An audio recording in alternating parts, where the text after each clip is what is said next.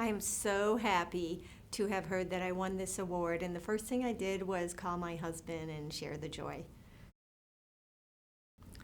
The Fame Awards to me felt more like a lottery. I work alongside so many accomplished directors, and we all wear so many different hats on a regular basis.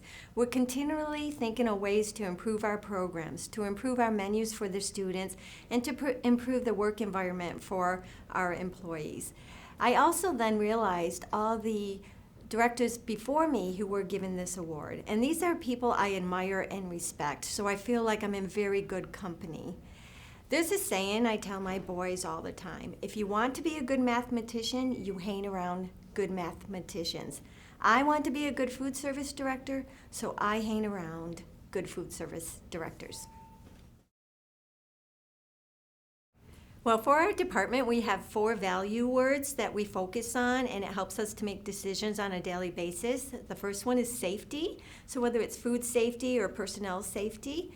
The second one is healthful foods, because that is our goal, to serve healthy foods to the children that they like and enjoy. And then the third one is honesty. We run an honest program. We interpret the federal and state guidelines as best as we can, and we adhere to the regulations that surround our program.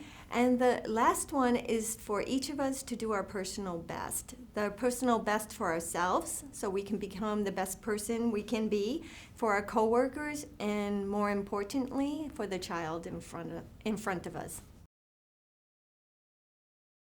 Okay, this one's a funny story. I came from Massachusetts with $5 in my pocket, and I slept on my sister's couch in California for a while until I wanted to figure out what I could do. And so I took different courses. And then I realized that the sheriff's department, they wanted sheriffs. So I joined a YMCA to get in shape, and I stopped eating so I could lose weight. And I actually got stronger, and I applied for the test, and I managed to drag a 200-pound dummy through sand. I could push the police car. I crawled under the barbed wire without any major injuries, but I couldn't get over the wall with a 15-pound holster on me.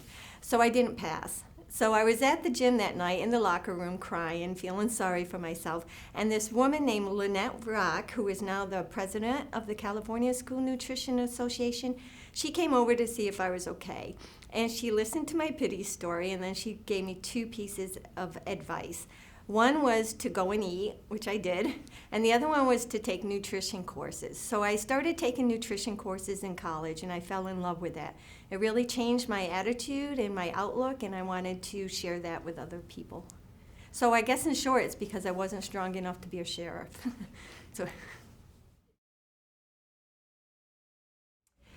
the first thing that prepared me was inheriting my father's very strong work ethic.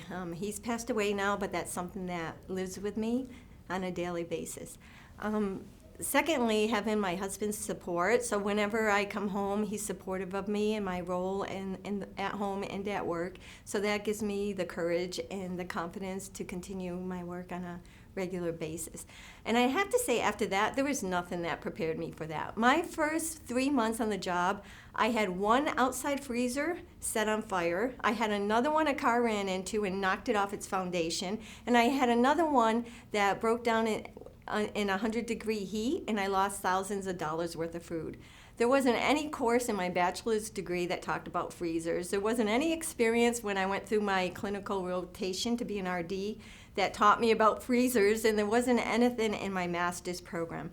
So what really prepares me on a regular basis and continues to help me is the strong network that our organizations have. We're a very cohesive group.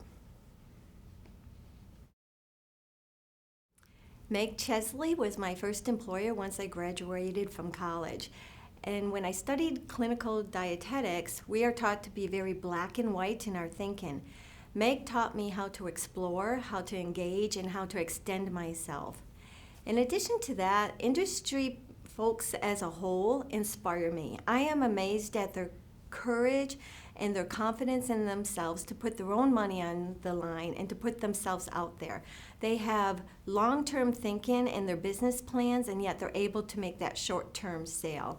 So I'm continually inspired by industry. And one person in particular is Tony Roberts. Tony Roberts is supportive of myself and other individuals in our organizations, but more importantly, he brings us back to the association, and that's what creates a strong network.